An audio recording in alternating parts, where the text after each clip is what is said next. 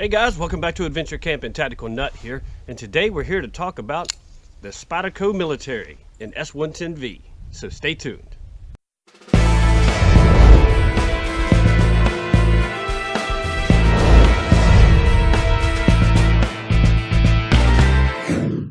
Alright guys, let's go ahead and get into the specs of the knife before we begin talking about it.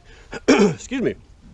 You have a 4-inch blade with a 3.69-inch cutting edge that is 0.14 inches thick, full flat grind, and modified clip point.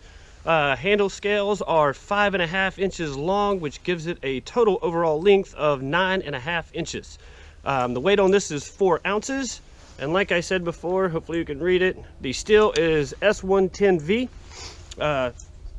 and right side only tipped down with the pocket clip. And hopefully you can tell with this one, the handle scales are, I guess it's commonly been called blurple.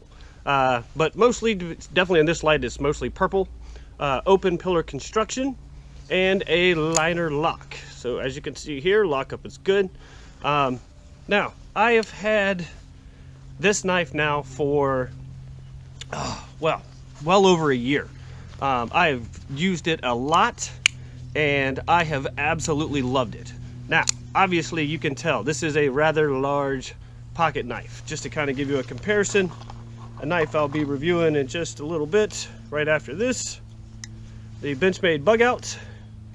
Huge difference in size. So depending on where you live may determine whether you're going to be allowed to buy this or not. But man, I'm telling you, sometimes big knives just rock. It does go into the pocket fairly well for being as wide as it is. Depending on the kind of pants that you're wearing or how big your pockets are, obviously it's going to dictate a lot of how much room you're going to have in your pocket, because it is fairly long, so it's going to go deep in the pocket.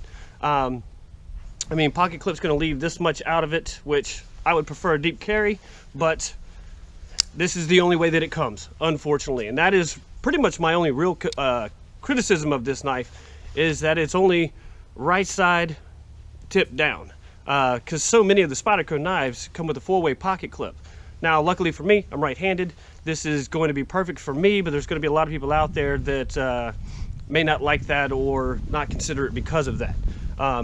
Always one of the reasons why I love Spyderco's, oops, that was not great, the Spidey flick. So yes, you can even do it with the bigger knives, and it just makes it a ton of fun to play with. Good fondling knife. And this CPM S110V is my first experience ever using this steel. And I gotta tell you what, I thought I liked the CPM M4. This one is even better. Edge retention is absolutely amazing. I mean, you can just cut and cut and cut for days before this thing gets dull. Now, when it comes to sharpening it, most people say that it's really difficult to sharpen. Or at least it's going to take you a while. Personally, for me, I do everything I can to make sure my knives don't get dull, so I strop them frequently. But I did get it close to that, and yeah, especially with the sharpening system I have, I just have the Work Sharp angle sharpener, and so yeah, it's going to take you a little while with that, just because I mean, you're just doing it by hand, and you don't have an angle system, you know, like a Apex Pro or Wicked Edge or something like that. But once you get it there, I'm telling you, it stays there forever. The edge will polish up quite nicely. Hopefully you can tell there. I've got some stuff on that side of the blade on the cutting edge, but I mean, takes a great mirror polish. I mean, I just can't tell you. I mean, Wood's blade, yeah, you could use this for wood processing and stuff. You're not going to baton with it. It is a liner lock. But for fire sticking, feather sticking, carving, all that kind of stuff, perfect. Opening packages, cutting up cardboard, food prep, amazing for food prep.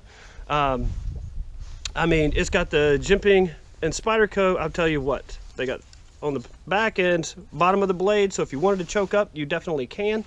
But they always get the jimping just perfect. I mean, it's aggressive enough that your finger just locks right into it, but it's not so aggressive that it actually hurts your fingers. And then of course up under here, you just get that extra little bit, which is always nice. And I'm telling you guys, this thing, as you can see here, you got plenty of room. So even if you have really large hands, you're going to be fine, because I got this much sticking out. But tactical knife, possibly. Liner lock would not be my first choice for a lockup on that, but if you had to use it in a defensive situation, definitely better than a sharp stick, as they would always say. You know, love the open pillar construction because that way they're easy to clean. There is no skeletonizing of the handle scales, but I mean, at 4 ounces for a knife this size, that's well within the ballpark. I'm not upset about that at all, just because I just don't feel like you need it. Now, when I say no skeletonization, down here it's almost all G10 on both sides. There's very minimal steel in there, so I mean, if they thinned out the G10, I mean, it would still drop some weight, but I don't think it's necessary. And for one this size, I'm going to want a little more structural rigidity. As you can see here, you can definitely take it apart. You just need some torque screws to do that. But man, guys, I got to tell you, this knife has been fantastic. I mean, I'm so sorry I've taken this long to get to the review. I mean, I had pictures on Instagram when I first got it, but man, this thing is just fun to play with. I'm driving down the road, just flicking it open. And then of course its uses with this size, it just gives you a lot more capabilities to do more things. Striking a fire steel will do it because you do have that great 90-degree spine. So you got that use out of it. I mean, I just don't know how to say that this has just been fantastic. I highly recommend this one. Definitely not in the budget category. I'm thinking it's around 180 to 200 depending on where you're going to get it. I'll leave links in the description below, but that's going to be money very well spent. If you like larger pocket knives, I'm telling you, you're definitely going to like this one, because I don't care about the size of knives most of the time. I'm going to carry them. I have started carrying smaller, lighter ones like the Bug Out, and I love those too. But even these still have a special place in my heart. Just like big fixed blades, I still like your big folding knives. They just are awesome. All right, guys, hopefully this will help you in your purchasing decisions of finding a new pocket knife. Like I said, highly recommend it. I'll leave links in the description below, and I apologize for the lack of videos for the past couple of months. It hasn't been, I mean, it's rained here so ridiculously much that it's just been insane. I mean, my backyard for the most part has become a mud pit. It's killed a ton of the grass. When I sat down, this chair just started sinking into the mud, but I had a clear day. I was off. I'm going to take advantage of it, even though it is absolutely freezing out here. Probably going to have to go in and warm up before I do the next review. But all right, guys, lots more videos coming. I've got multiple packs that I need to review, multiple more knives to review that I've all been using for probably over a year. So definitely lots of use. So I can say with confidence that it's each thing I'm getting ready to review, if I'm recommending it, it's good to go. All right, guys, in the meantime, be prepared, have fun, and check out the Spyderco Military.